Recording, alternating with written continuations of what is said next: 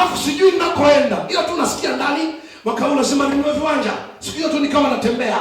Kumbe lile wazo halikuwa la kwangu. Kuna kisa cha Mungu juu ya lile wazo. Someni maandiko. Samson hajui, wazazi hawajui, lakini kila anachokifanya ni wazo la Bwana. Na kwa sababu ni wazo la Bwana, Mungu anaachilia nguvu ya kumsaidia. Ndio maana maandiko yanasema roho ya Bwana ikamjilia. Kuna mambo Mungu anaachilia juu yako. Angalia sana ule msukumo, usijihurumie. Nimefika pale juu, nikakuta watu fulani kwenye uwanja fulani. Tuna ule uwanja huko njia panda. Huko kuna njia, huko kuna njia. Katikati pana uwanja. Uwanja mkubwa tu. Nje unajenga frame hata 20 zinafika. Na ndani unajenga nyumba.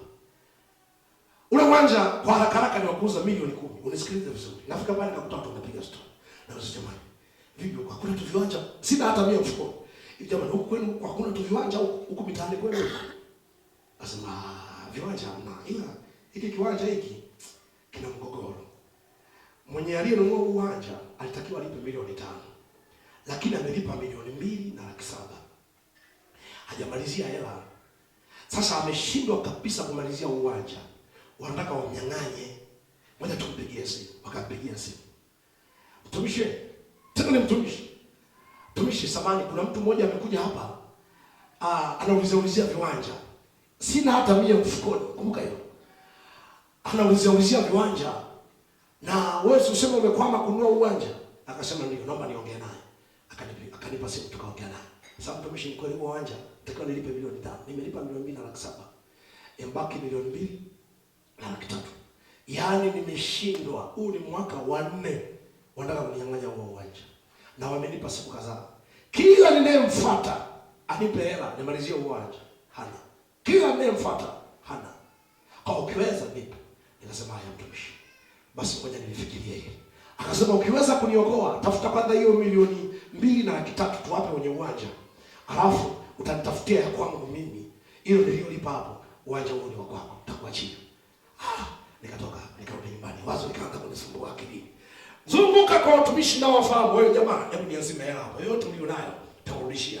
Watumishi nao wengine hawana. Nikaendelea kutafuta. Kuingia kwenye mtandao nikakuta nina uwezo wa kusongesha kukopa shilingi 300,000. Yaani mimi na hela 300,000 imekaa tu kwenye songesha huko. Nikakopa 300,000. Nilipokopa hiyo 300,000, niliposongesha hiyo 300,000, nikazunguka nikaangaika kwenye mambo yangu nikapata shilingi 500,000. Nikaendelea ndani ya wiki 2 nikapata milioni 2,300,000. Nikaenda kwa jamaa tukaandikishana. Wale watu wakasema uwanja ule wa kwako, wakamwandikisha yeye. Walipomaliza yule jamaa akasema hii hata nakukabidhi wewe.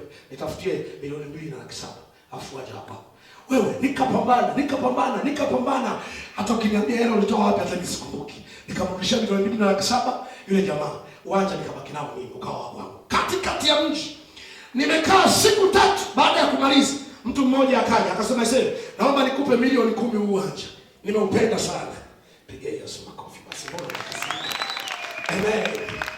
Amen. Waokole wenzangu, amen. Wapendwa wenzangu, amen.